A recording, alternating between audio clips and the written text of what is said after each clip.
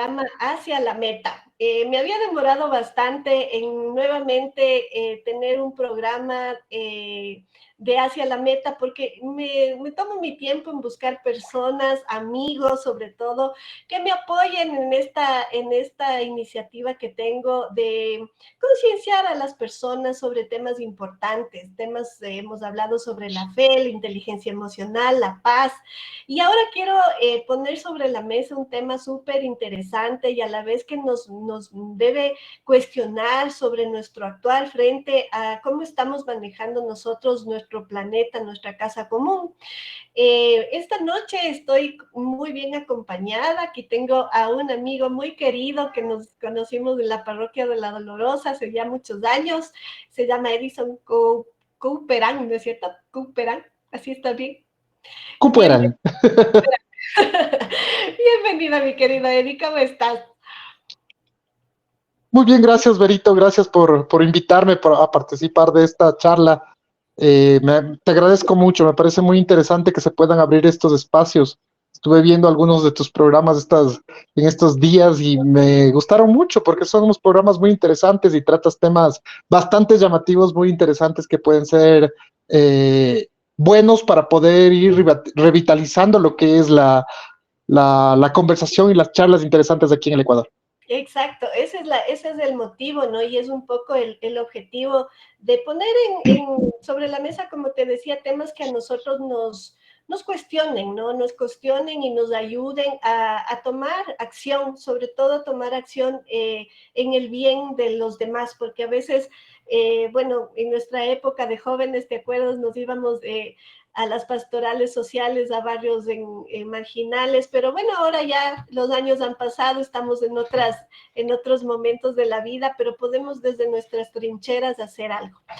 Quisiera primero preguntarte, tú eres experto en turismo y turismo ecológico, ¿qué pasó con las carreras de turismo? ¿Por qué perdió un poquito el interés? No sé si perdió el interés por parte de las universidades o de los institutos tecnológicos, o perdió el interés de parte de las personas que querían estudiar turismo. ¿Qué pasó?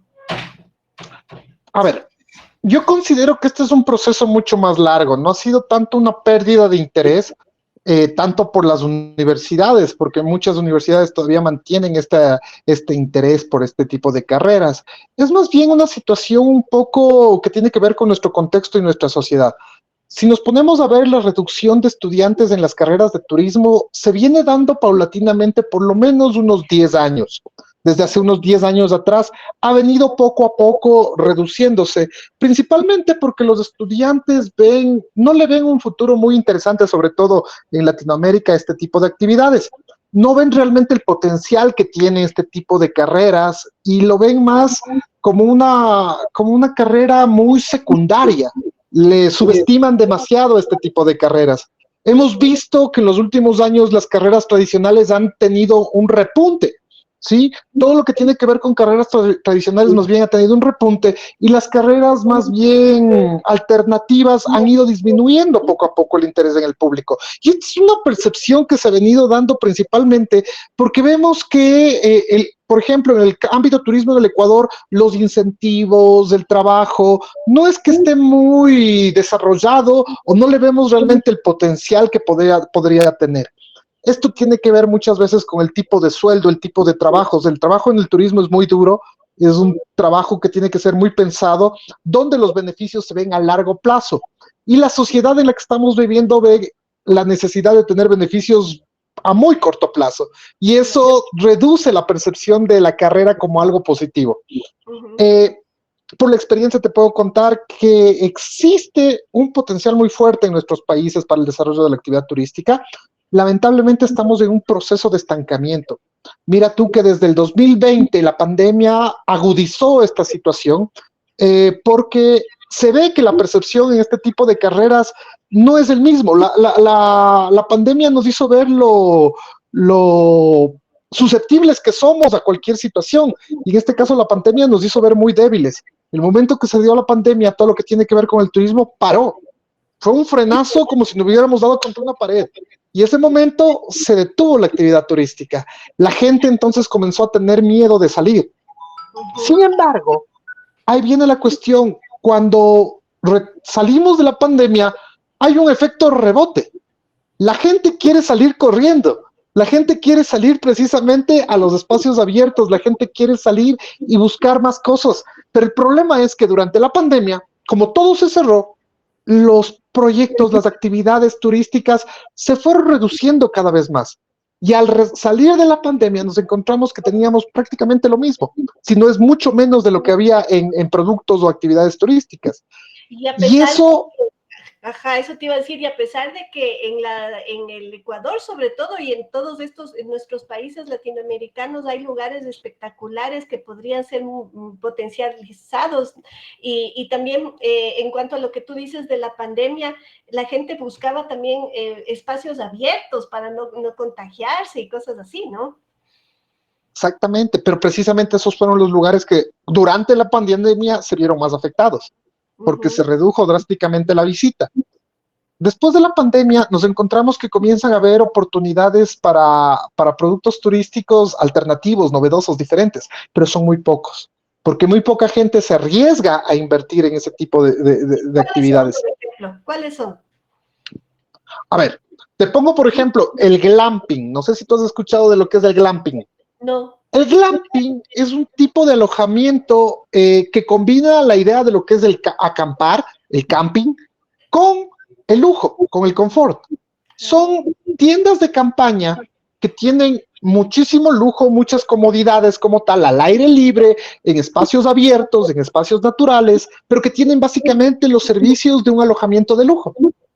Entonces ese tipo de lugares comienzan a aparecer, pero son pocos, para un mercado muy selecto, ¿ya?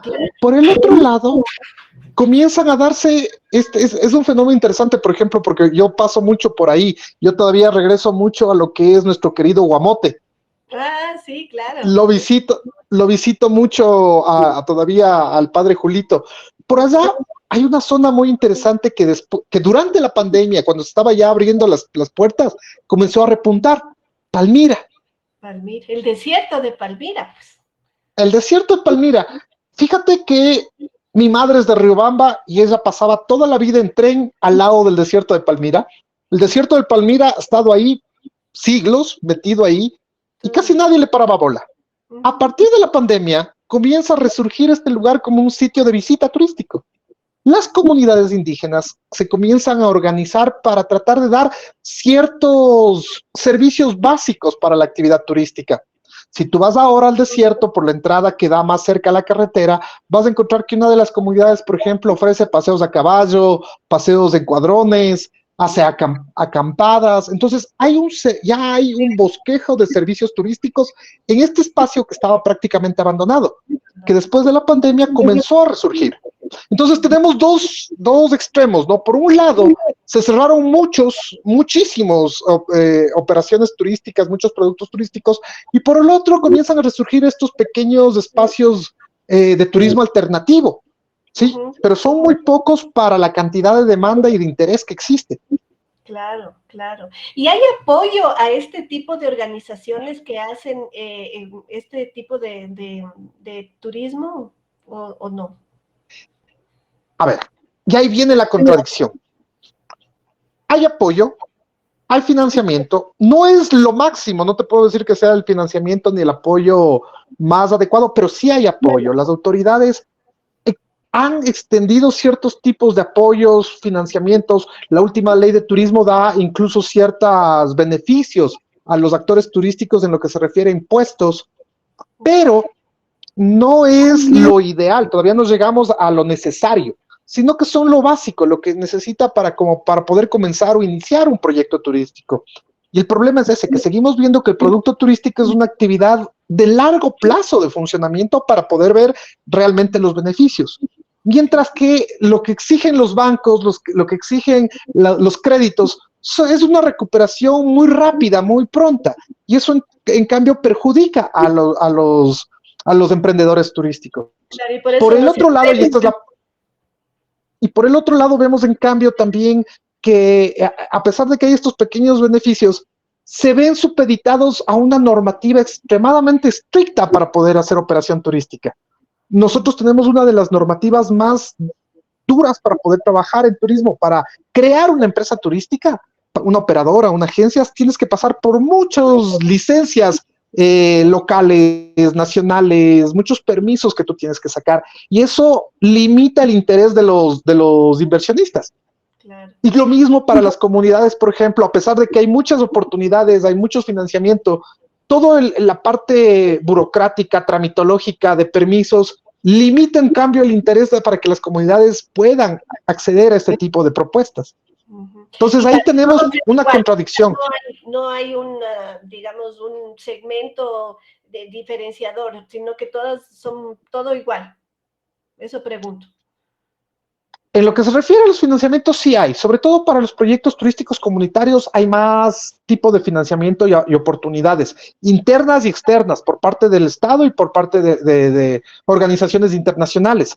Por parte del Estado, ya te digo, la limitación se da en que hay estos beneficios económicos, pero son a muy corto plazo, ¿sí? Son beneficios de financiamiento que lo que trata es que sea devuelto lo más pronto posible. Es muy bueno para las comunidades, pero en cambio, por el otro lado, tienes toda esta tramitología que limita el acceso a ese tipo de... Los trámites también son iguales para las comunidades indígenas, para los que quieran ponerse. No hay ninguna diferenciación. Todo es igual. En el caso de las comunidades es incluso un poco más complicado, porque muchas de las comunidades trabajan cerca de áreas naturales. Y entonces, además de los permisos locales del ministerio, del municipio, le añades el del Ministerio de Turismo, el municipio, le añades el Ministerio del Ambiente. Entonces, sí se hace un poco más compleja esa situación. Justo estábamos analizando eso, la universidad estaba haciendo algunos análisis y veíamos que sí, las oportunidades hay, pero estamos limitados por nosotros mismos también. La otra cuestión es que no nos arriesgamos a este tipo de emprendimientos a largo plazo. Las comunidades quieren tener los beneficios pronto. La gente quiere ver cosas espectaculares lo más rápido posible y lo más cercanas.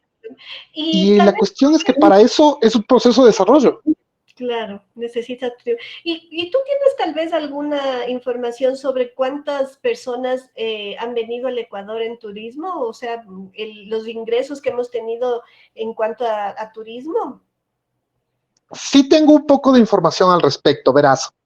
Hasta el 2019 habíamos ya sobrepasado la barrera del 1.000.000 de visitantes, cosa que es bastante buena para el Ecuador, pero que es, en comparación con la región, con Perú, con Colombia, es mínima. ¿Sí? Estábamos en un proceso de crecimiento, íbamos por buen camino, todavía había muchas cosas que cambiar, pero el 2020 nos retuvo. Claro. ¿Ya? Y hasta ahora, siendo 2024, no alcanzamos, apenas estamos tratando de alcanzar los mismos números del 2019.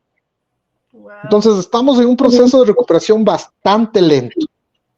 A eso hay que añadir situaciones del contexto que nos están afectando directamente. La seguridad, el empleo. Eso te iba a decir. Eso nos ha afectado los últimos años, la inestabilidad política, la inestabilidad social, son efectos fuertes. Acuérdate que en el 2019 hubo el levantamiento indígena fuerte. Eso fue nuestra primera llamada de atención a la actividad turística, porque de la noche a la mañana en un proceso de crecimiento nos fuimos para abajo. Y cuando estábamos en enero, febrero del 2020 levantándonos, nos cae la pandemia. Entonces, todos esos factores nos han ido incidiendo.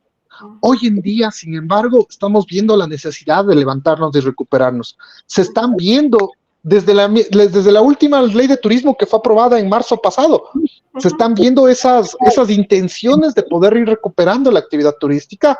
Y te digo, soy sincero, si bien es cierto la nueva ley no es perfecta y tiene todavía muchos baches, es mucho mejor. Ya comenzamos a trabajar y viendo como con más interés otra vez la actividad turística, porque tenemos que regresar a ver al potencial que hemos desperdiciado durante tanto tiempo.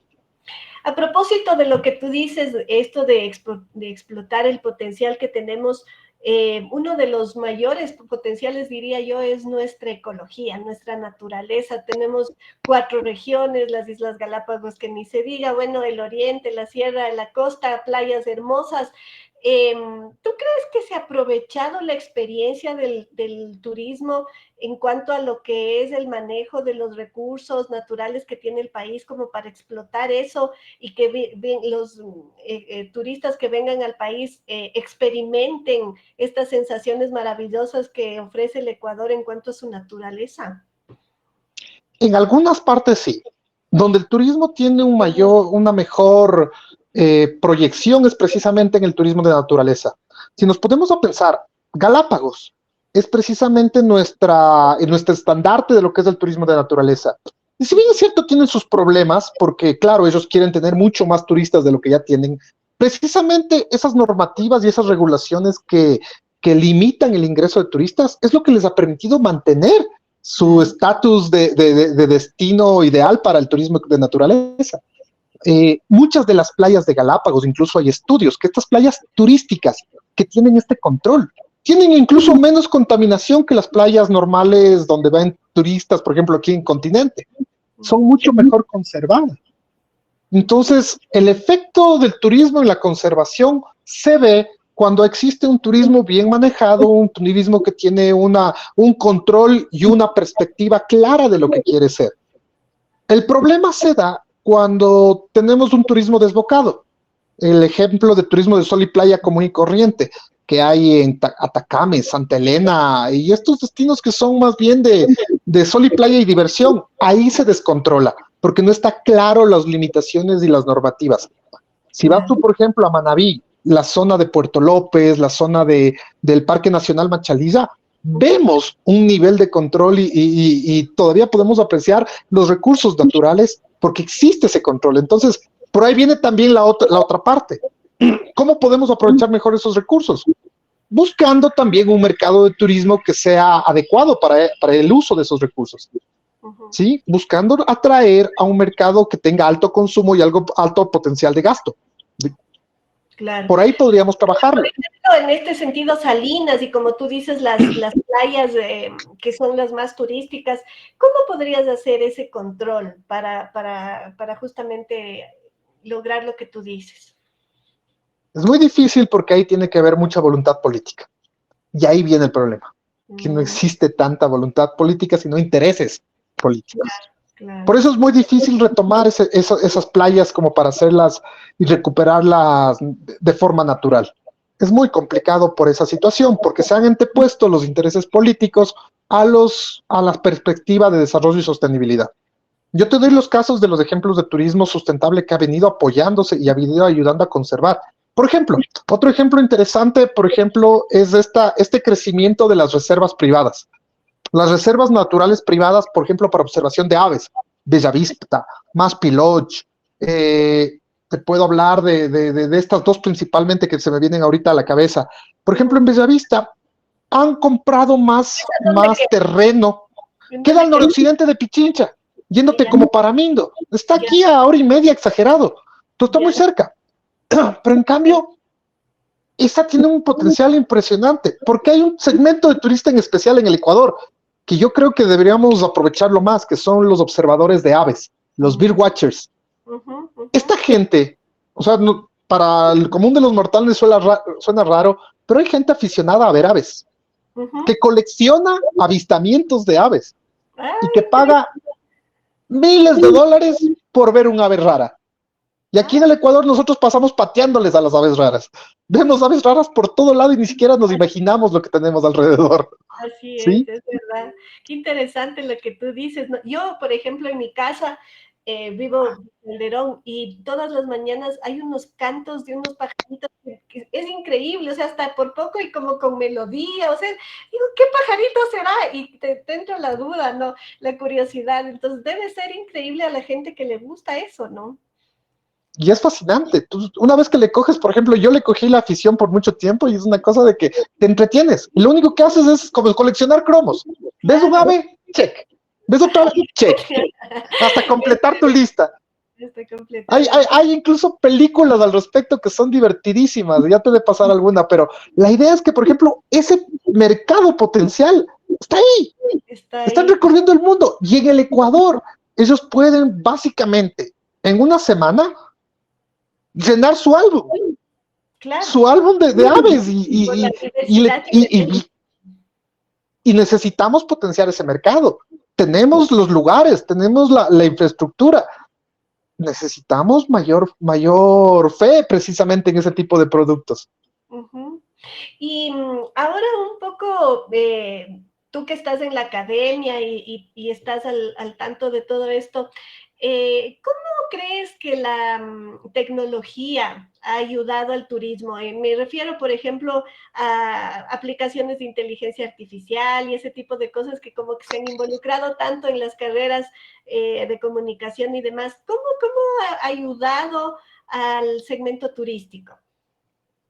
A ver, al turismo en general a nivel mundial, la inteligencia artificial ha sido una herramienta fundamental para su desarrollo post pandemia. Porque básicamente gracias a la inteligencia artificial nosotros tenemos acceso a mayor cantidad de datos e información al instante de lo que son los turistas, de sus necesidades, de lo que están buscando, de lo que quieren, de lo que necesitan, de lo que van a hacer, de lo que quisieran hacer. Entonces, nos permite a los que estamos trabajando en turismo tener la información para poder manejarla y poder desarrollar nuevos productos, nuevas formas de contacto, nuevas formas de marketing. Entonces, es fundamental. Nuevas formas de ir relacionándonos con el turista. ¿Ya? Ahora, gracias a la inteligencia artificial, el Big Data y todo lo que tiene que ver con los avances tecnológicos, el turismo se ve potenciado también por ese tipo de información, porque la información está ahí. Antes nos costaba sangre, sudar y lágrimas sacar un dato. Hoy no. Hoy los datos están ahí. Existen, son más accesibles. El problema es que nosotros aprendamos a usarlos. ¿Sí? Claro, Por ejemplo, en el tema de la inteligencia artificial en los hoteles, es ideal para hacer reservas. claro. Existen sistemas de reservas casi automáticos, sistemas de venta, de contacto con el cliente, estos chatbots que permiten precisamente la relación mucho más eh, personal con el cliente para ir relacionando las cosas.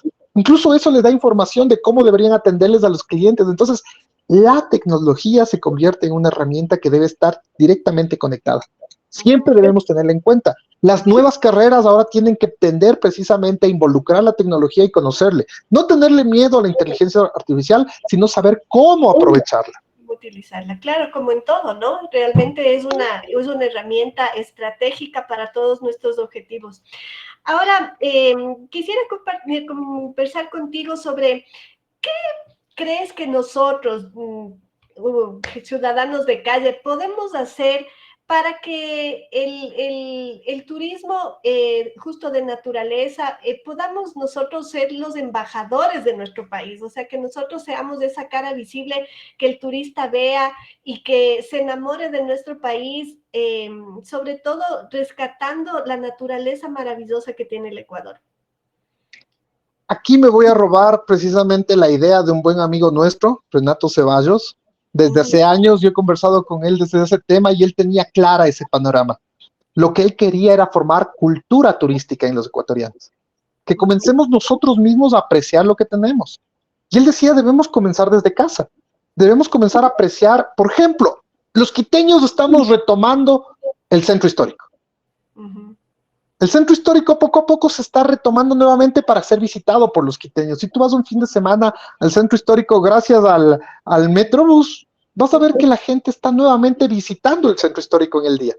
Uh-huh. Y esa recuperación de los espacios propios de la ciudad, esa recuperación de los espacios históricos, culturales, es una de las cosas que debemos aprender a retomar. Precisamente retomar, recuperar nuestra ciudad, por ejemplo, es una forma de poder ayudar al turismo. Recuperarla desde el punto de vista de decir, estos espacios públicos son espacios que yo debo cuidar, conservar, vivir, apreciar y aprender a querer. Uh-huh. Uh-huh. Y desde la naturaleza, ¿qué crees que deberíamos nosotros hacer? Ahí viene precisamente el complemento de esta teoría de la cultura turística. La cultura turística incluye también la cultura por conservar esos recursos. Y ahí viene el tema de la conservación de la naturaleza. Los lugares turísticos naturales mejor conservados son aquellos en los cuales la población también es parte de ese lugar y aprende a apreciar ese lugar y a cuidarlo. Ahí viene la idea de conservar tu patrimonio. El patrimonio cultural y el patrimonio natural deben ser conservados de igual manera. con distintas metodologías, con distintas formas. Pero, por ejemplo, nosotros, cuando salimos al campo, cuando nos vamos al Cotopaxi, cuando nos vamos al Pululagua, cuando nos vamos al Pichincha, aprender, por ejemplo, desde lo más sencillo, no botar el papelito, no botar el papelito del caramelo, no botar basura, aprender a recoger las cosas, reciclar desde la casa. Son elementos que nos pueden ayudar a eso. Incluso el consumo de materiales, de materiales orgánicos, de materiales que puedan servir precisamente para reducir nuestro impacto en la naturaleza. Estas son cosas que nosotros podemos ir aprendiendo a usar. Aprendiendo, por ejemplo, a recuperar, ahora estoy metido mucho con la carrera de gastronomía, estoy aprendiendo, por ejemplo, todo lo que tiene que ver con el patrimonio alimenticio. Recuperar nuestros productos patrimoniales, claro. la mashua, claro, desde ahí podemos ir aportando a esa conservación del espacio natural. Qué interesante. Son cosas que podemos hacer. Claro, y como tú dices, nosotros desde la casa, enseñando a los niños a no botar la basura, a apreciar la naturaleza. Yo me viene a la memoria un amigo cuencano que dice que venía a Quito y dice, ay, respiro el rico smog de Quito, y me mataba de la risa, y claro, no es cierto, pero a la vez, yo que estuve también en Loja, una ciudad maravillosa, lindísima, extrañaba Quito por las montañas, ponte, que nos rodeaban, que podía ver el Cotopaxi, podía ver el Cayambe, o sea, tantas cosas que a veces tú, el momento en que sales de tu ciudad natal, aprecias, ¿no? Y valoras. Entonces, eso es súper importante. Como ya para finalizar, mi querido Eddie, muchísimas gracias, me ha encantado conversar contigo de este tema tan apasionante. ¿Qué consejos nos darías digo yo, a los jóvenes que quieren estudiar la carrera de turismo y que están, yo te digo esto porque desde el área de relaciones públicas tenemos mucho que ver con el turismo para lo que es eventos, ¿no es cierto? Para lo que son convenciones, todo ese tipo de cosas. Y como que el turismo tiene todavía esa vitalidad, esa gama tan amplia, como tú dices, está la gastronomía, la administración de hoteles, la organización de eventos. Bueno, hay tantas cosas en lo que es el área del turismo. ¿Qué les dirías a los chicos que tienen esa ilusión y que quieren seguir esta carrera tan bonita que es la de turismo? Primero, que no le tengan miedo a recuperar esa capacidad de asombro por lo que es lo nuestro, por nuestro país. Porque eso es lo que les va a motivar principalmente a ellos a poder estudiar esta carrera. Conocer las riquezas que realmente tenemos, que son apreciadas desde afuera, pero nosotros mismos hemos perdido ese aprecio. Y si tenemos ese aprecio, vamos a poder nosotros compartirlos con los de afuera. Recuperar esa capacidad de aprecio. No tener miedo a poder desarrollar precisamente esa habilidad para comunicar y conversar y compartir lo hermoso que es nuestro país con otros, con los de afuera. Perder la vergüenza a lo que tenemos, más bien maravillarnos y poder difundir eso. Lo otro que yo recomendaría a los jóvenes es que, por ejemplo, aquellos que hacen deporte, que tienen la idea, por ejemplo, del ciclismo, del atletismo, toda esa gente que hace deporte, esta carrera es ideal para ellos porque es una carrera en la que ellos pueden precisamente desarrollar su hobby como una forma de vida. ¿Ya? Muchos de mis ex compañeros, por ejemplo, se dedican al cicloturismo, ¿ya? Todos esos aficionados a hacer el ciclismo a través del turismo. Sí, o aquellos que hacen buceo, montañismo, todos los que tienen estas ganas de aventura. Nosotros somos riquísimos en este tipo de cosas, el rafting, el buceo, el ciclismo, el montañismo, el parapente. Hay muchísimas cosas que ellos pueden desarrollar precisamente. Perder el miedo a la aventura y aventurarnos precisamente a descubrir lo maravilloso que es nuestro país, y esta carrera les va a permitir precisamente desarrollar eso. Qué lindo mensaje, mi querida Eddie. Me encantó conversar contigo, redescubrir las maravillas que tenemos, saber que desde donde estemos nosotros podemos hacer mucho por el turismo de nuestro país y sobre todo ser conscientes, ¿no? Como tú dices, crear esta cultura del turismo. Desde donde estemos podemos poner un granito de arena para que esta maravillosa naturaleza que nos rodea sea apreciada primero por nosotros y después por las personas que vienen a visitarnos. Y claro, obviamente también tener en cuenta la seguridad, el buen trato al turista, ser amables, ser cordiales, como somos los ecuatorianos, ¿no? Destacarnos siempre por ese buen espíritu que tenemos. Esa es mi Ser querida. buenos anfitriones. Exacto, ser buenos anfitriones. Bueno, mis queridos amigos, espero que les haya gustado esta chévere y amena entrevista con Edison. Si quieren, pues bueno, después les podemos dejar aquí por interno sus teléfonos si quieren conversar con él, conocer un poquito más de la carrera de gastronomía y hotelería y turismo que también está en la Universidad Católica. Pueden conversar con él y bueno, pues si quieren sugerirnos algún tema para que nosotros sigamos tratando en este programa de Hacia la Meta, ya saben, nos pueden escribir a verosuárez@globalcomunicaciones.com. Nos vemos en una próxima oportunidad y muchas gracias. Gracias, Berito. Hasta luego.